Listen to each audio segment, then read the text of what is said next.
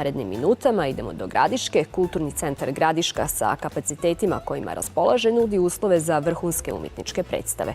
Paralelno sa gostujućim sadržajima koji se prikazuju pod svodovima ovih kulturnih dveri, sve veća pažnja se posvećuje i vlastitoj produkciji.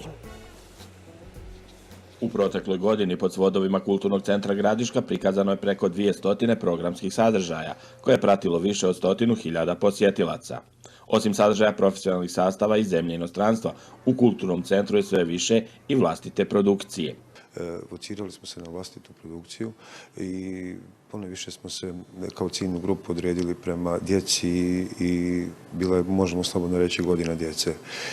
Tako odmah da pomenemo da smo organizovali prvi dan proljeća, Gradiško proljeće po prvi put, festival proze i poezije, gdje smo raspisali konkurse za sve naše osnovne škole na koji su nam djeca pisala. Konkurs je trajao do zadnjeg dana proljeća i prvog dana ljeta.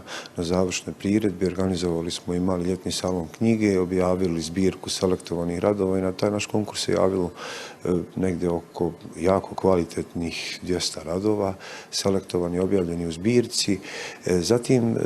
Zatim možemo da spomenemo tokom jeseni Dane starih zanata, viteštva i tradicije, koja je ove godine privukla stvarno veliku pažnju, gdje smo predstavili stare zanatlije, viteštvo, tradiciju, našu domaću gastronomiju na jedan jako zanimljiv način. Zatim zimski grad i zimska čarolija i ono što smo ovdje radili, to je rezultiralo, Gradiška ima pravog Djeda Mraza.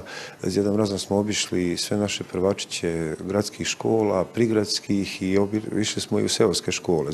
Spoj vrhunskog i domaćeg stvaralaštva u oblasti kulture prepoznali su mnogi privredni kolektivi koji posredstvom kulturnih sadržaja promovišu vlastitu djelatnost. U smislu marketinga, naš marketing plan je dao svoje određene efekte. Mimo naše domaće produkcije, vlastite produkcije koje smo uložili značajnija sredstva, a pomoglo nam je Ministarstvo prosvjete i kulture u realizaciji 3 projekta i jako značajno. Jako nam je značajno bilo i to da smo od ove godine uspjeli da i privredne subjekte dogovorimo da se reklamiraju preko kulture, da predstavljaju svoju poslovnu ideju, pa tako imamo generalnog sponzora svih programskih sadržaja plus generalnog sponzora našeg projekta Zimskog grada, to je kompanija Sladojević, koja je sa nama čitave godine dana. To je onako jedna ideja koju u ove godine očekujemo i jače, intenzivnije rezultate, a pogotovo nas raduje da nas ljudi ovdje u Gradišci doživljavaju kao mjesto gdje mogu da svoju poslovnu ideju reklamiraju i to baš putem kulture. U Kulturnom centru Gradiška slične aktivnosti namjeravaju realizovati tokom 2019. godine. Dodatne napore i materijalna sredstva planiraju da ulože u poboljšanje uslova u kino sali, nabavkom modernog projektora i sanacijom sistema ozvučenja.